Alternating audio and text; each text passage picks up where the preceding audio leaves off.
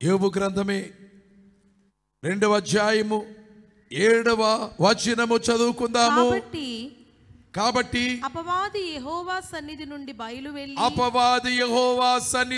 బయలువెళ్ళి అరికాలు మొదలుకొని, అంటే అపవాదియే రోగాలకు మూల కారకుడు, అపవాదియే. అతడు యెహోవా సన్నిధి నుండి బయలువెళ్ళి అరికాలు మొదలుకొని, ఏమిటి ఆయన రోగము? అరికాలు మొదలుకొని నడినెత్తి వరకు బాధగల కురుపులతో యోబును మొత్తెను.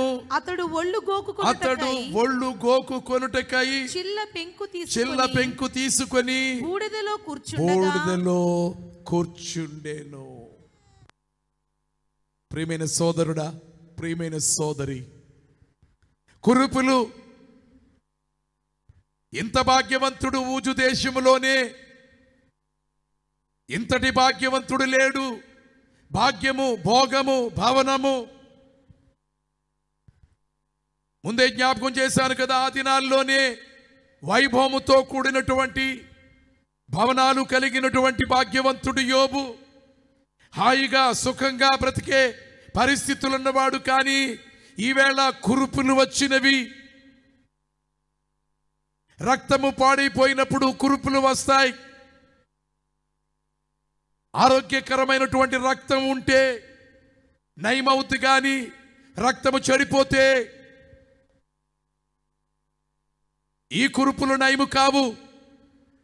కొంతమందికి వచ్చే కురుపులు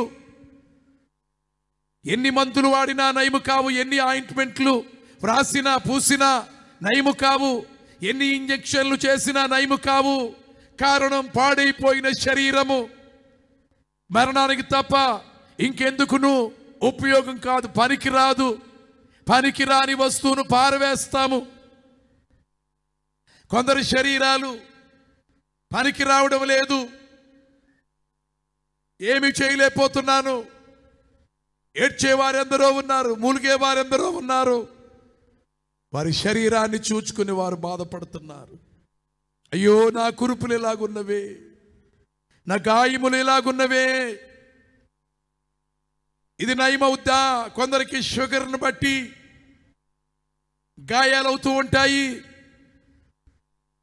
సంవత్సరాలైనా కానీ మానకుండా ఉండే గాయాలు కలిగిన వారు, ఈ చక్కెర వ్యాధి కలిగినటువంటి వారు నయము కావడం లేదు.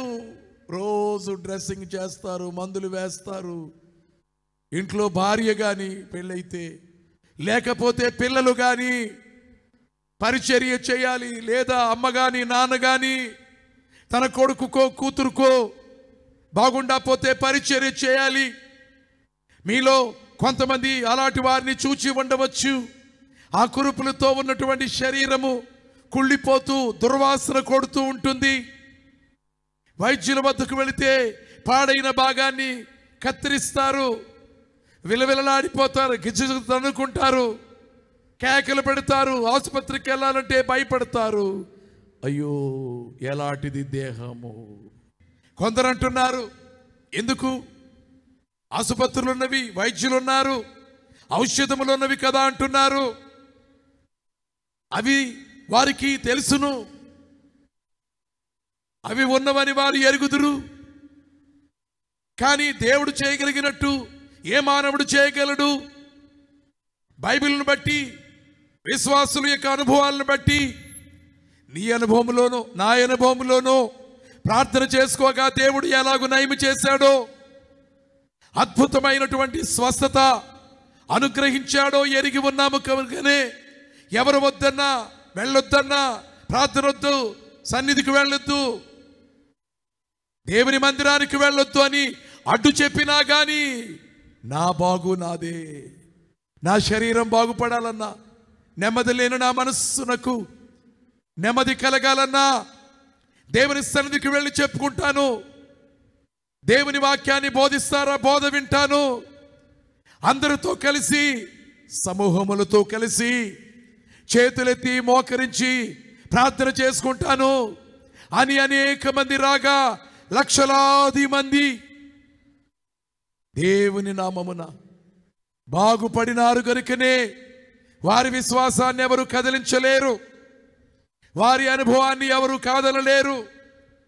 ఒక భక్తుడు అన్నాడు, అనుభవాన్ని మించిన బోధ ఇంకొకటి లేదు అని. నీ అనుభవంలో దేవుడు చేస్తాడు. అందుకే చావు గోతి నుండి నిన్ను లేవనెత్తి దయను, కృపను జీవ కిరీటముగా వేయును. నీ శిరస్సు మీద జీవ కిరీటముగా వేయును.